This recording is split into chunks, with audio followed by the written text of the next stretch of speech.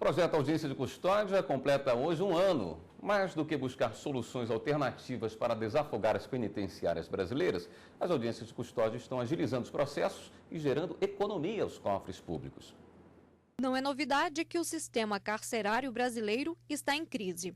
De acordo com dados da ONU, o Brasil é o terceiro no ranking com maior população carcerária do mundo. O Ministério da Justiça já contabiliza mais de 600 mil condenados. E a maior consequência desse número tão expressivo é o déficit de vagas, que já ultrapassa 240 mil. E, claro, tudo isso reflete na esfera jurídica. Na tentativa de amenizar esse problema, o Conselho Nacional de Justiça criou há um ano o projeto Audiência de Custódia.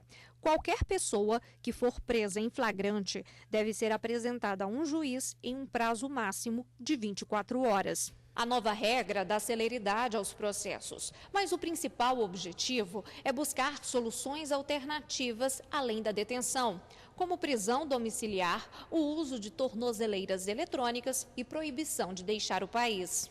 O projeto piloto começou em São Paulo, depois foi implantado em Belém do Pará, Vitória no Espírito Santo, São Luís no Maranhão e hoje já funciona em todo o Brasil. Até dia 19 de fevereiro deste ano, foram realizadas 48.256 audiências, o que resultou na expedição de 23.079 alvarás de soltura. Nós já detectamos quase 2.600 casos de tortura e um índice baixíssimo de reincidência no que tange àqueles que foram libertados mediante condições. Considerado o Brasil como um todo, 3% apenas de reincidência. Agora nós vamos interiorizar isso, claro que o Brasil é um país continental, mas os cidadãos são iguais, seja onde eles estiverem. Todos têm os mesmos direitos, então aquela pessoa que é presa na capital deve ter o mesmo direito daquela pessoa que é presa no interior. Para falar mais sobre as audiências de custódia, eu recebo aqui na bancada do Jornal de Justiça o advogado Darlan Honório. Doutor Darlan, obrigado por estar aqui com a gente novamente.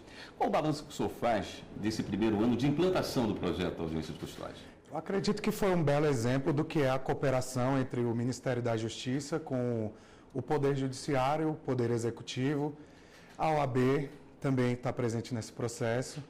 E nós vimos que quando as autoridades tomam as rédeas, elas conseguem implementar um projeto até ousado como esse, um projeto que vem realmente desenvolvendo o sistema prisional brasileiro. O balanço é super positivo sobre esses dados que a gente já vem apurando. Alguns números mostram que as pessoas que passam pelo esse novo projeto, quase 50% acabam não sendo encarceradas. Isso deve fazer uma diferença muito grande, muito significativa no nosso problema de superpopulação dos presídios, né? A diferença é que com a audiência de custódia, nós não mantemos presos pessoas que foram indevidamente presas. Então, temos, por exemplo, o relaxamento de prisão feito de maneira imediata, em 24 horas, que é o objetivo da audiência de custódia. E outros demais casos, o juiz, na presença do preso, ele tem uma oportunidade grande de avaliar se aquela situação flagrancial é real ou se, por um acaso, aquela pessoa foi confundida ou houve algum outro fato sinistro que vá causar a liberdade dessa pessoa. Então, a gente vê que as liberdades estão sendo concedidas conforme elas seriam também com a análise apenas pelos papéis encaminhados ao juiz.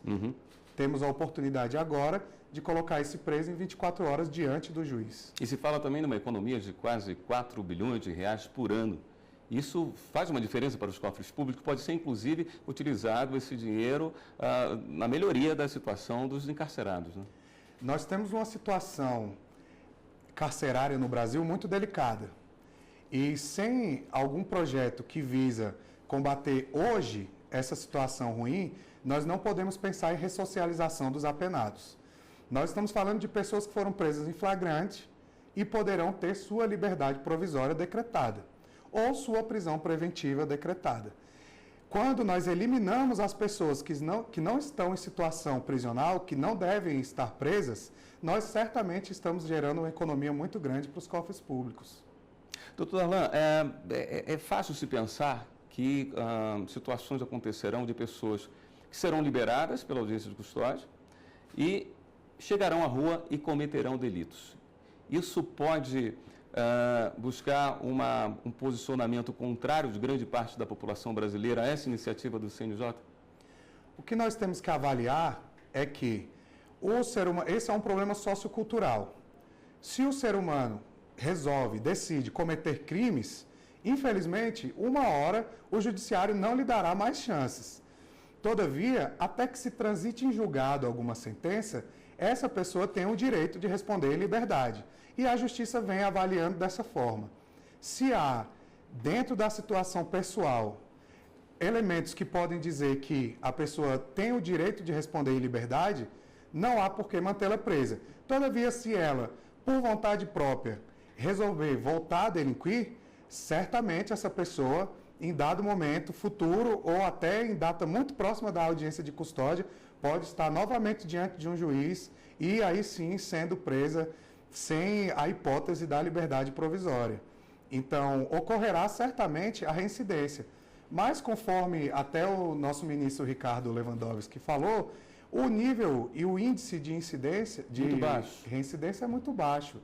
Então, nós não temos esse problema, todavia temos setores da sociedade que levantam essa problemática. Mas isso é muito mais uma crítica social do que uma crítica ao sistema implementado de audiências de custódia.